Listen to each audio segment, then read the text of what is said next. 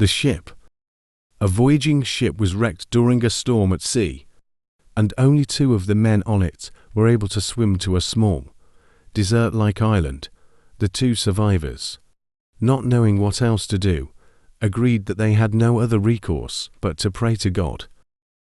However, to find out whose prayer was more powerful, they agreed to divide the territory between them and stay on opposite sides of the island. The first thing they prayed for was food.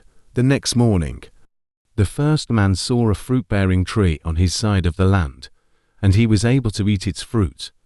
The other man's parcel of land remained barren. After a week, the first man was lonely and he decided to pray for a wife. The next day, another ship was wrecked, and the only survivor was a woman who swam to his side of the land. On the other side of the island, there was nothing. Soon the first man prayed for a house, clothes, more food. The next day, like magic, all of these were given to him. However, the second man still had nothing.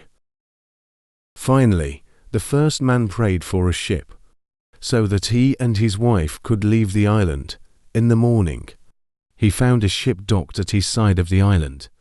The first man boarded the ship with his wife and decided to leave the second man on the island.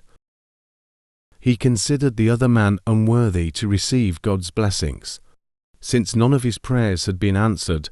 As the ship was about to leave, the first man heard a voice from heaven booming, "Why are you leaving your companion on the island? My blessings are mine alone, since I was the one who prayed for them."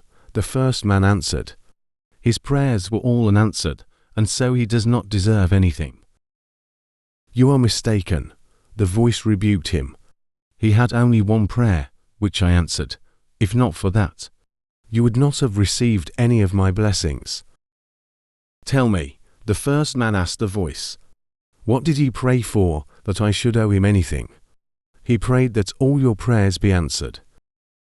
For all we know, our blessings are not the fruits of our prayers alone, but those of another praying for us.